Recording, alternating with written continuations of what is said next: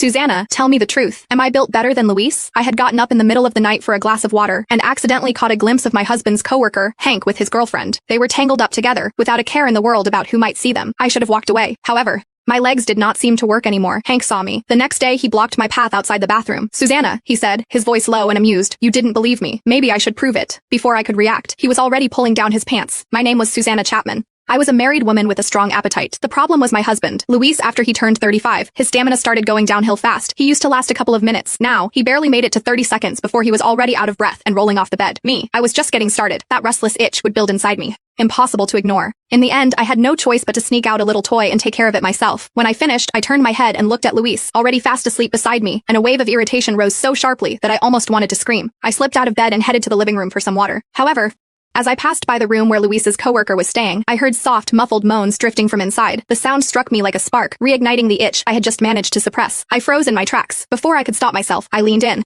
I was just about to press my ear against the door when I realized it was not fully closed. My heart began to pound as I gently pushed it open a crack and peeked inside. On the bed, a man moved hard and fast over a woman beneath him, both of them breathing heavily. His arms were thick and strong, and his waist was tight and powerful. The muscles along his hips shifted in smooth, controlled rhythms. Something about him made my chest tighten, heat pooling low in my body. I never would have guessed that Luis's quiet, low-key coworker had such a side to him. Their chaotic, breathless sounds filled my ears, tugging at something deep inside me. The toy I had used earlier suddenly felt meaningless. How could it possibly compare to a real man, especially a man like that? I swallowed hard, my heartbeat racing. Another sharp thrust. The woman on the bed let out a broken cry. A gasp slipped from me before I realized it.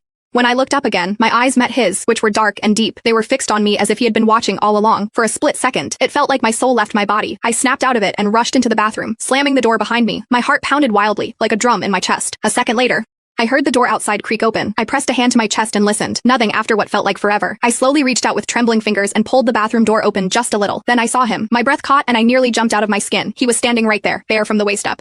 His broad chest was marked with several thin scratches, and his skin still glistened faintly with moisture. My throat went dry. I swallowed, my face burning, and forced out a small awkward smile. Hank, you need the bathroom, right? I am done. The moment the words left my mouth, heat rushed even harder to my face. He did not respond. Those dark eyes remained fixed on me, unblinking. My heart began to race again under his gaze. I tried to stay calm, even though it felt like my chest might explode, and I reached out, intending to push past him. However, I was no match for a man who worked every day in construction. He did not move. Frustration flared, and I shot him a glare, telling him to step aside. For a moment, he simply looked at me. Then, suddenly, he smiled. Lowering his head, he brought his lips close to my ear and whispered, Susanna, what were you doing just now? His voice was low and slightly hoarse, brushing against me like a feather. A shiver ran through my entire body, heat spreading across my skin. Blushing harder, I answered in a small voice. I was using the bathroom. He let out a soft chuckle. Susanna, do you know who was peeking outside my door just now? I shook my head quickly, saying I did not know, but before I could react, his hand shot out and gripped my chin.